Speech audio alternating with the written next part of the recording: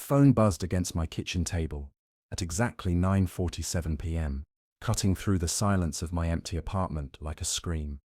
I stared at the unknown number, glowing on the screen, my heart hammering against my ribs.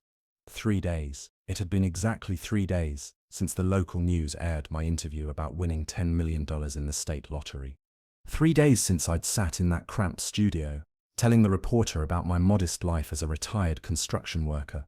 3 days since I'd carefully mentioned, almost casually, that I lived alone now, after my wife Maria passed 5 years ago. What I hadn't mentioned was the ex-girlfriend who'd walked out of my life 8 years earlier, claiming I was going nowhere fast.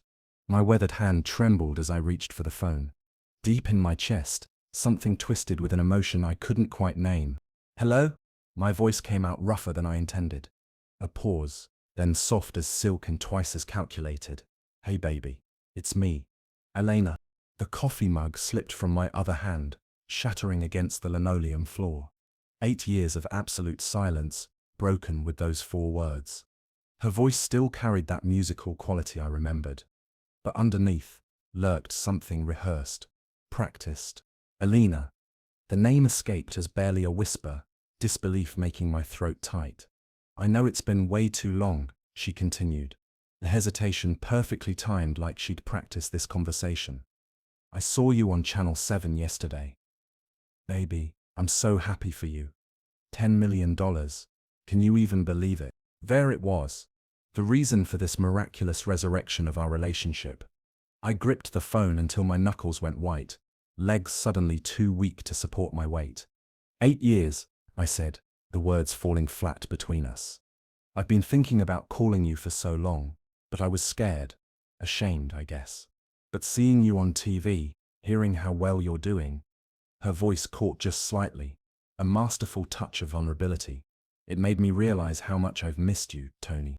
The grandfather clock in my hallway ticked away the seconds as I processed this moment I'd dreamed about for nearly a decade. Outside, the October evening had turned darker, matching the storm brewing in my chest. "I'm having a party next weekend," she continued when I didn't respond. "October 14th. It's my birthday. I'll be 35.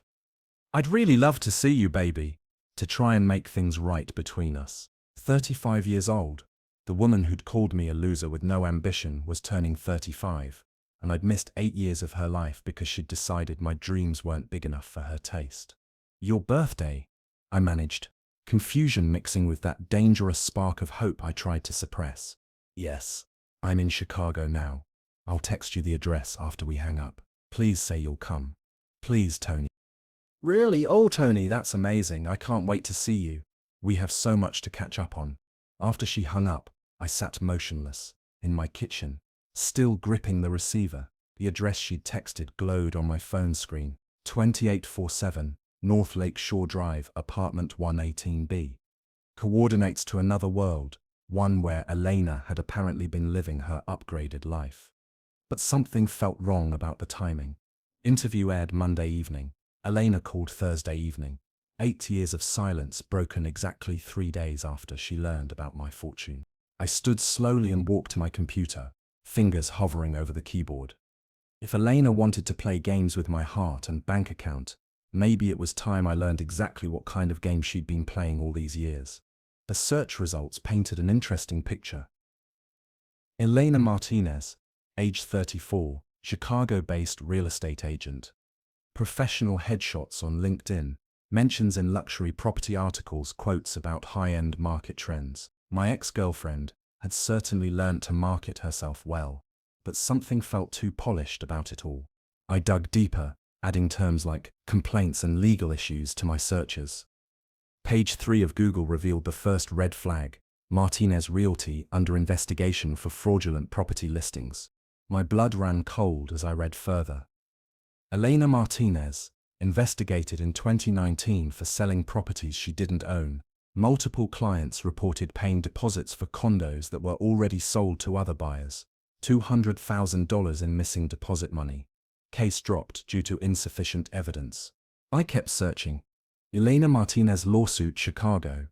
Another article from 2021. Real estate agent sued for breach of contract. 3 separate families claimed she'd taken earnest money for properties that didn't exist. $150,000 vanished. Another case mysteriously dropped. By midnight, I'd discovered a pattern spanning 5 years. Elena hadn't just moved on from our relationship. She'd become a professional con artist who specialized in stealing dreams from hopeful families. The last article was the most damning. Martinez Realty closes amid federal investigation. FBI investigating pattern of real estate fraud. Posted just 6 weeks ago. Elena's business had collapsed, and federal agents were building a case against her. No wonder she'd called me. She wasn't nostalgic for our love. She was desperate for my money. I sat back in my chair, staring at the evidence spread across my screen. The woman who'd left me because I wasn't successful enough had become a criminal who preyed on other people's success. The irony was almost poetic, but two could play this game. I opened a new browser window and began researching her victims. Real families with real losses. The Johnsons, who'd lost their down payment for their dream home. The Garcias, whose retirement savings disappeared into Elena's accounts. The Thompsons, whose kids' college funds vanished with promises of investment properties. These people deserved to know where their money had gone. I created a new email account, concernedcitizen847@gmail.com. Anonymous but believable, the kind of address someone might use when sharing sensitive information about criminal activity. The first email went to James Johnson in Chicago. Dear Mr. Johnson, I have information regarding Elena Martinez's current whereabouts and activities. She will be hosting a birthday party at 208047 North Lake Shore Drive, apartment 18B, Chicago, on October 14th, at 8. This may be your opportunity to serve legal papers or confront her about your stolen down payment. Multiple other victims will likely be interested in this information. A concerned citizen who believes in justice. I attached copies of the news articles I'd printed, creating a digital evidence package that would leave no doubt about Elena's criminal pattern. The second email went to Carmen Garcia. Mrs. Garcia, Elena Martinez destroyed your retirement plans and stole your savings. She's celebrating her 35th birthday at 208047 North Lake Shore Drive, apartment 18B, Chicago, on October 14th at 8 p.m. Time to get answers. Someone who believes criminals should face consequences. The third email to Robert Thompson required a different approach. His online post suggested someone who'd taken the theft personally. Mr. Thompson, Elena Martinez stole your children's future and shows no remorse. She'll be partying at 208047 North Lake Shore Drive, apartment 18B, Chicago, on October 14th at 8 p.m., probably spending your money on champagne. A victim who's tired of her lies. Each email carried 8 years of accumulated disappointment, transformed into precise coordinates for justice. I'd given them Elena's exact location, perfect timing, and documented proof of her criminal history. What they did with that information was up to them. The week passed slowly. I bought a new suit for the party. Black. Expensive. The kind of outfit that would make Elena think her plan was working. I rehearsed my role as the naive lottery winner. Vulnerable and generous. Ready to be manipulated by the woman he'd never stopped loving. But inside, I was counting down to Saturday night, like a general preparing for battle. October 14th arrived grey and cold. I drove the 3 hours to Chicago in my new BMW, the first expensive thing I'd bought with my lottery money. The hotel near downtown had served its purpose. A place to shower, change clothes, and steel my nerves for what was about to unfold. At 7:30 p.m., I stood outside Elena's building, a small gift box in my hand. Just another lonely man, bringing presents to the woman who'd abandoned him, hoping money could buy back love. The doorman barely glanced at me as I gave Elena's name.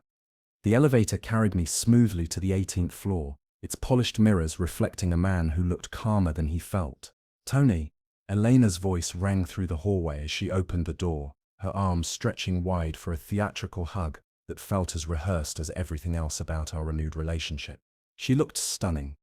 8 years had been kind to her, or maybe professional success had paid for the kind of maintenance I could never afford back then. Her apartment sparkled with expensive taste and hidden desperation, crystal champagne flutes, carefully arranged flowers, designer furniture that probably cost more than my old annual salary. But my eyes caught other details. Bills stacked on the kitchen counter, slightly worn spots on the Persian rugs. The subtle signs of someone living beyond increasingly limited means. Everyone, I want you to meet Tony, well, we have a very special history, she announced to the 30-odd guests, mingling in designer clothes. He just won $10 million in the lottery. The guests circled like well-dressed sharks, their interest in my presence suddenly sharpening. I smiled and nodded through introductions, playing my role perfectly while internally counting minutes until 8 a.m. Tell us about your incredible luck, demanded a woman whose jewelry probably cost more than most people's cars. Later, maybe, I deflected, raising my champagne glass toward Elena. Tonight belongs to the birthday girl. Elena beamed at me, clearly delighted with how easily I was falling into her trap. She moved through the party with practiced skill, gradually steering conversations toward her recent business challenges and her need for strategic investment partners. Each hint grew bolder as the evening progressed. Tony's been so supportive, she told a group near the windows. We're exploring some exciting opportunities together. I checked my watch, 7:58. At exactly 8 p.m., the doorbell rang. Elena paused mid-sentence in her pitch to a potential mark, her champagne glass freezing halfway to her lips. The apartment fell slightly quieter as conversations paused. I'll get it, she called brightly.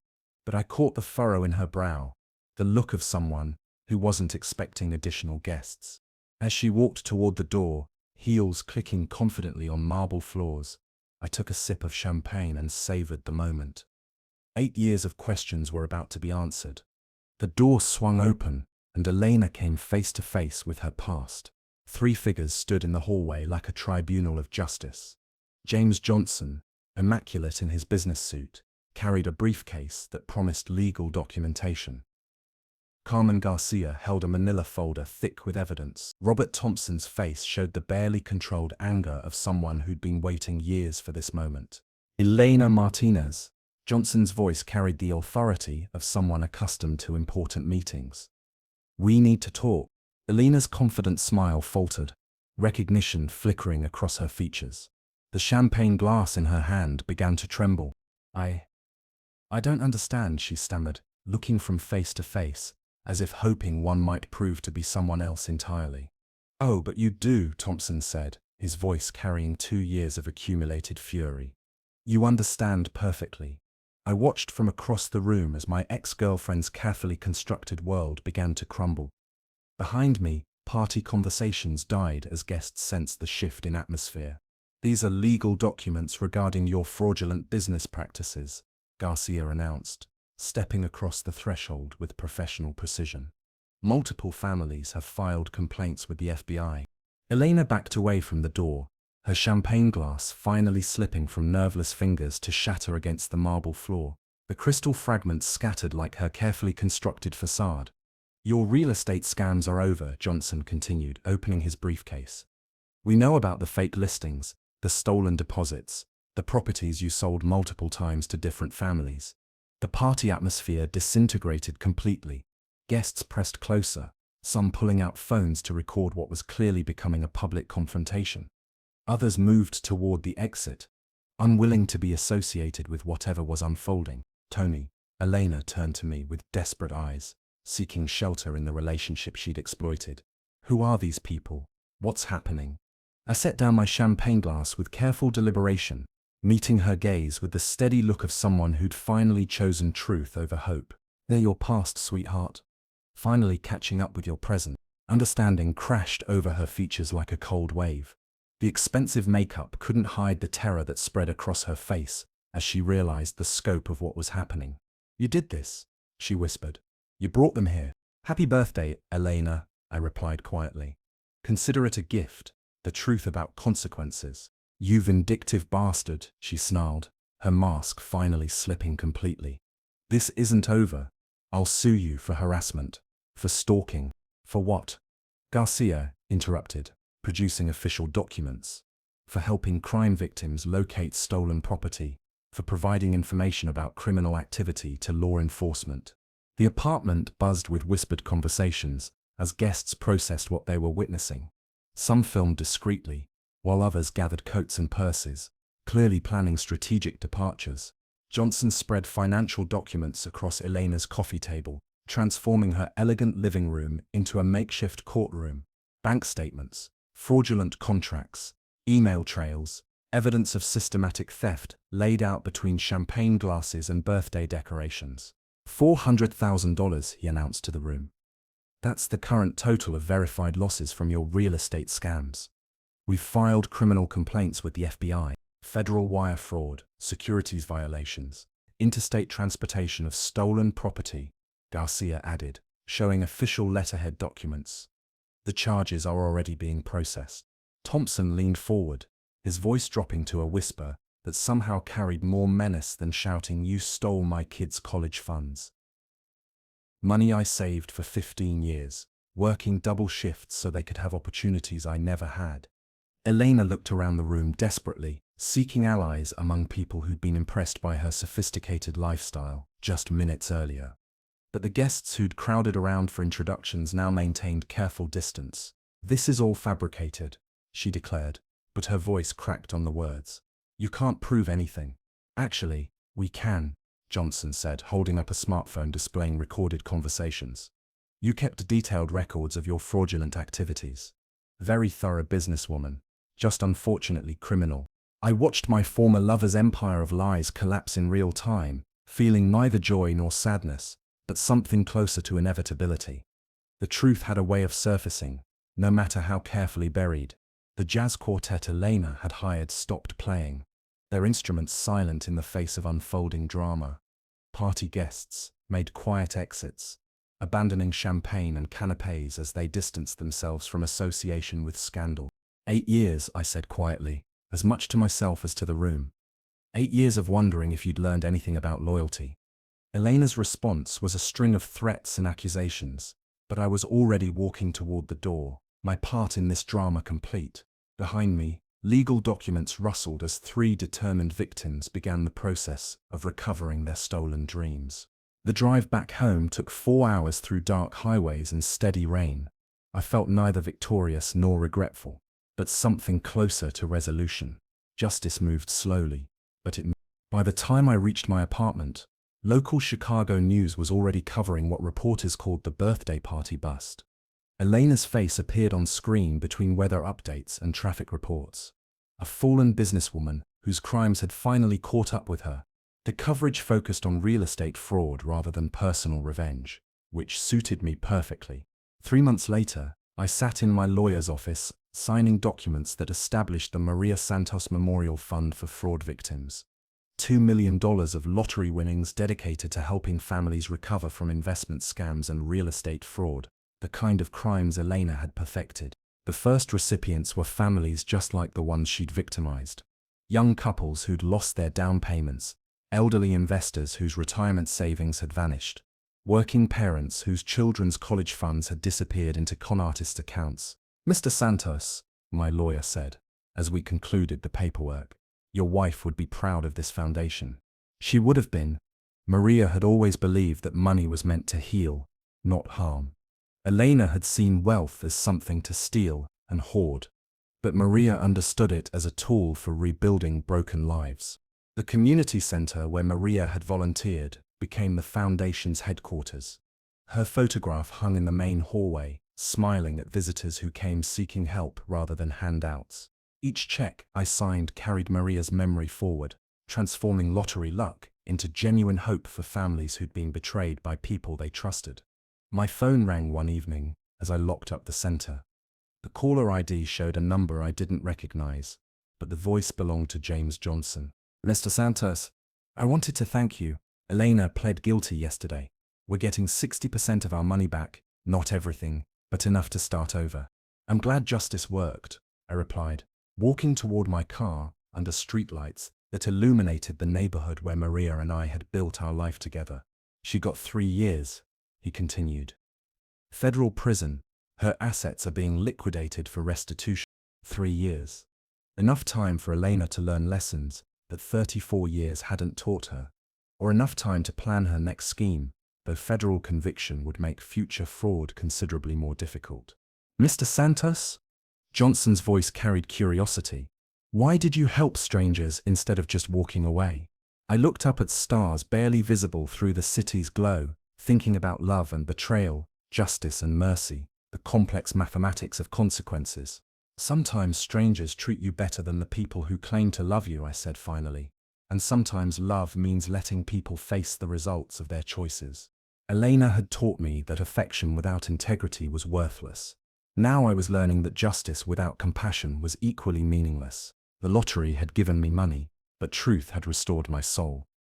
8 years of wandering was finally over, replaced by something much more valuable: peace.